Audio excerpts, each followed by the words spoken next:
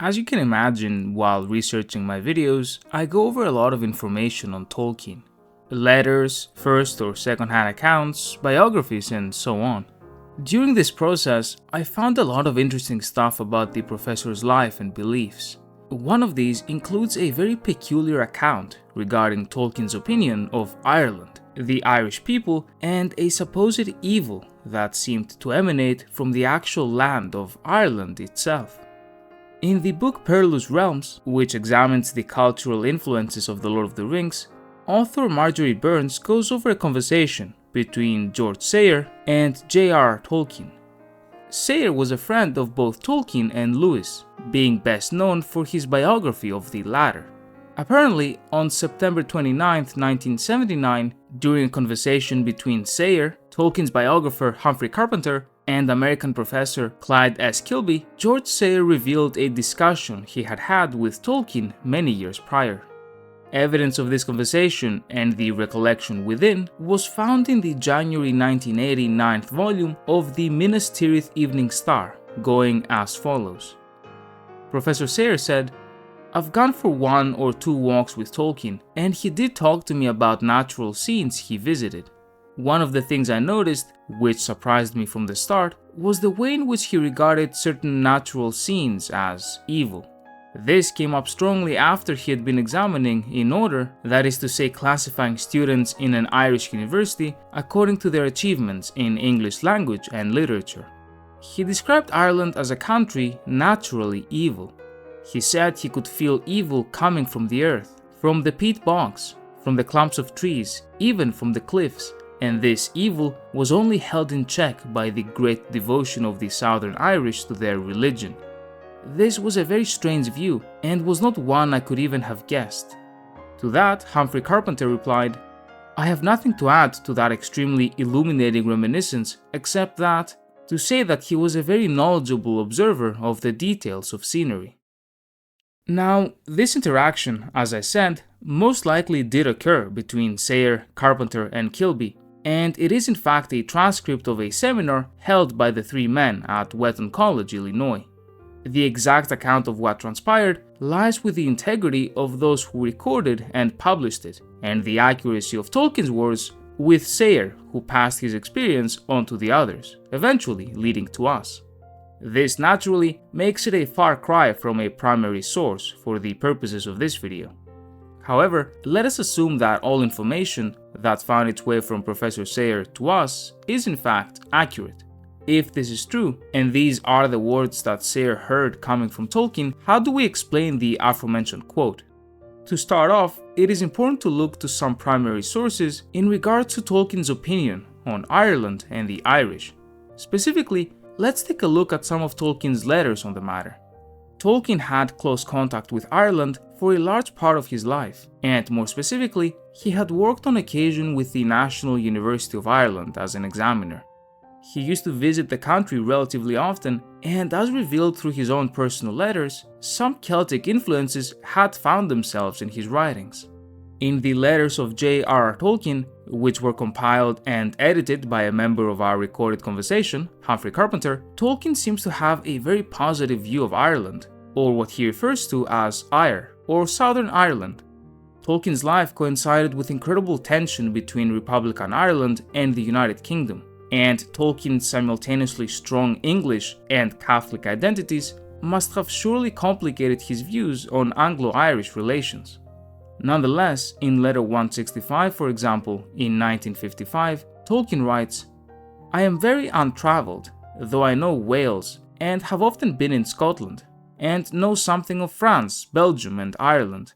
I have spent a good deal of time in Ireland, and am since last July a Doctor of Letters of University College Dublin, but be it noted I first set foot in Ire in 1949, after The Lord of the Rings was finished, and find both Gaelic and the air of Ireland wholly alien, though the latter, not the language, is attractive." Tolkien's positive view of Ireland and its people, and his dislike of the Irish language specifically, is consistent throughout his letters, which, keep in mind, span many years between each other. In letter 213, 3 years later, he says, "I love Wales, and especially the Welsh language, but I have not in fact been in Wales for a long time, except for crossing it on the way to Ireland. I go frequently to Ireland, j.r.r, Southern Ireland, being fond of it and of most of its people, but the Irish language I find wholly unattractive. Finally, some sources that may perhaps seal the deal for some of you include a letter written in September of 1965 in which the professor states, "I enjoyed my holiday in Ireland, where I have a good many friends and am treated as sort of Irish by adoption, sealed by the possession of a Dublin degree. We had good weather. One damp day and half a wet morning is very little out of 7 days in Ireland, largely spent in the extreme west.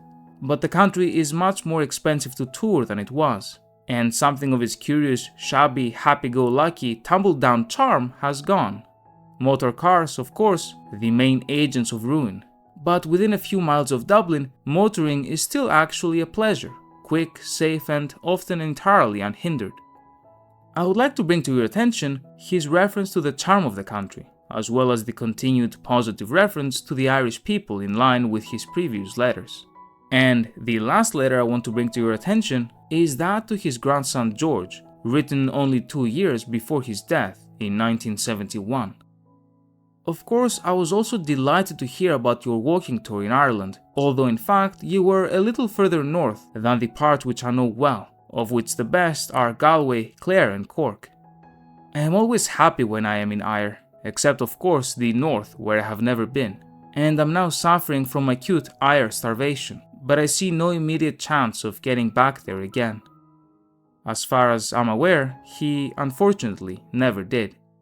Nonetheless, his decade-spanning letters, many of which were to loved ones he was more likely to be honest to, paint a picture that can only logically contradict this famous conversation regarding evil emanating from the very soil of Ireland.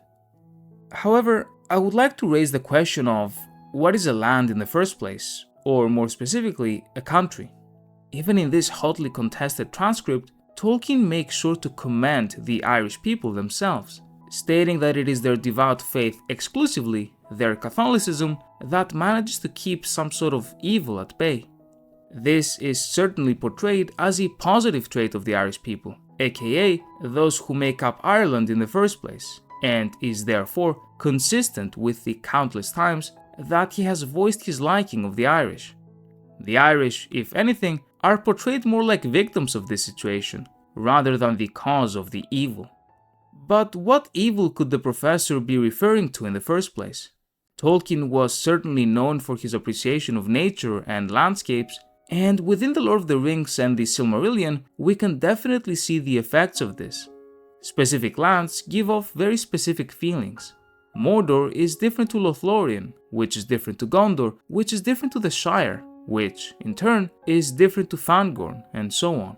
Varying natural habitats with varying feelings, emanating out of each and every one of them. As a very devout Christian, Tolkien may have felt that some sort of satanic power wanted to operate in Ireland, much like Sauron in Mordor in Middle-earth terms, and he felt uneasy because of this belief. But the Irish and their faith were able to hold off these powers. The quote, unfortunately, does not give much in the way of information, although in a Christian context, such beliefs are not unprecedented. Places previously associated with paganism, as Christianity was spreading throughout Europe, were noted to give off a similar evil feeling caused by the pagan gods and their sorceries, something that was countered by the sign of the cross and the faith of the people. Tolkien may have felt something like this due to Ireland's long, distant pagan past that was kept alive through Ireland's mythology, or perhaps because of a different experience altogether that is simply lost to time. Alternatively, Professor Sayre may have simply misunderstood Tolkien's words, and they actually were in reference only to a specific part of the Irish countryside, maybe just a place he didn't like. This was then mistakenly interpreted as the very soil of the whole island being inherently evil, leading to our present conversation. Although this whole event is one of those pieces of history that will likely remain unexplained, I think for the people who are only interested in what Tolkien thought of Ireland, the only thing we do know is this. Of the Irish people, and especially their Catholic faith, Tolkien held a consistently positive view. he also spent considerable amount of time in the country for both work and holidays, which he consistently claimed to have enjoyed. However, he disliked the Irish language, and as covered previously on my channel, he disliked what he perceived to be the irrationality of Irish mythology. And ultimately, that's all there is to know, really. At the end of the day, to fully answer the question of the video, if the account is authentic and correctly interpreted, then Tolkien specifically called the geographical area of Ireland evil due to some unknown spiritual reason. However, his strong commendation of the spiritual battle of the Irish people against this evil paints a definitive positive picture of them in Tolkien's mind. Countries, after all, are nothing if not the sum of their people, and with that logic, the answer is no. At least, definitely not in the way we originally imagined the question. If I say, for example, that Imagineland is evil, you will immediately think I'm referring to the political entity, its actions, and the people it consists of, which you will think I hate because why else would I call Imagineland evil? You will not, I believe, think I'm referring to the actual land or geography that makes up Imagineland. But this is what Tolkien did. There is no evidence at all that Tolkien called the Irish nation, the Irish state, or the Irish people evil, and in fact, he consistently claimed the opposite, praising both them, their society, and their faith. Instead, yes, he may have called the literal island evil, due to reasons we can only speculate about, and which only Tolkien could have accurately explained to us. Nevertheless, when you find this quote online, or when you see people answering the question of this video by using it, just know that what Tolkien said has little in common with the question that you likely framed in your mind, which was probably about his actual thoughts on Ireland as a country and the Irish as a people, as opposed to what he thought of Irish rocks, rivers, and cliffs. And so, to answer your real question, his thoughts on the former were very positive, and on the latter, likely negative because of reasons shrouded in mystery. A massive thank you to my channel members, and thank you very much for watching.